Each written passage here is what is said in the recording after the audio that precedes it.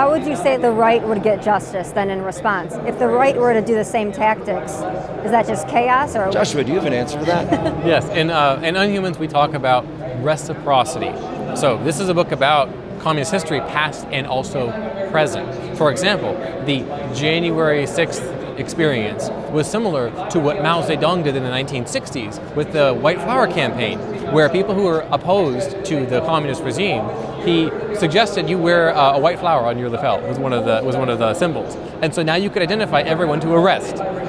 Oh, come into the Capitol. It was a way to identify whom to arrest, whom to imprison, whom to disappear, and never be heard from again. And so that type of tactic, we see myriad examples of how the modern left, the institutional left and Democratic Party pulls from the playbook of actual communists, be they the Khmer Rouge in Cambodia or the anarcho-communists in Spain, but there's always, or at least there ought to be, someone who says no further. The reason the Soviet Union did not have a nuclear war against the United States was because of what was called atomic diplomacy, aka mutually assured destruction. If you think about nuking us, we're going to nuke you right back. They didn't want to get nuked, so they didn't try it.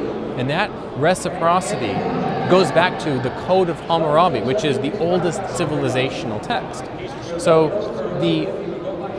Which, by the way, you say that thing about Russia and atomic diplomacy, and he's been saying that, it's in the book. We didn't know when we were writing this that we were going to receiving another dose of atomic diplomacy as the book was coming out, but that's exactly what we see right now in the Caribbean. If you look at the Russian warships, why are they there right now? It's very simple.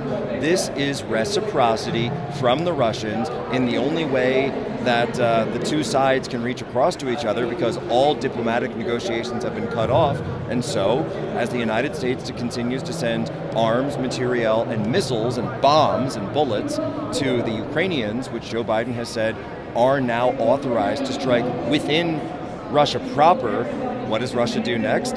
They send nuclear-powered and nuclear missile-tipped submarines to the Caribbean, instigating a new Cuban Missile Crisis. So again, we're seeing the same reciprocity actually play out on stage.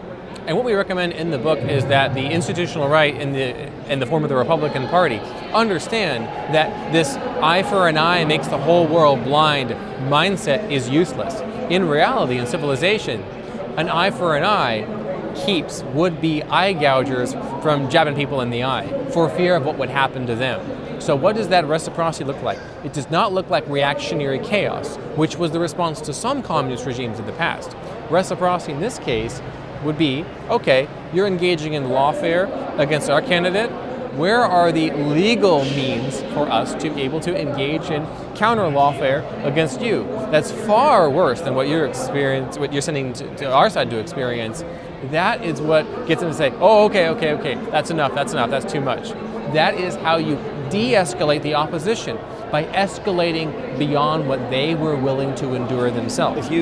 Right now, the cost of their lawfare is almost zero. We have to raise the cost. And if we raise the cost to a price that they're not willing to pay, now we can get back to parity and balance.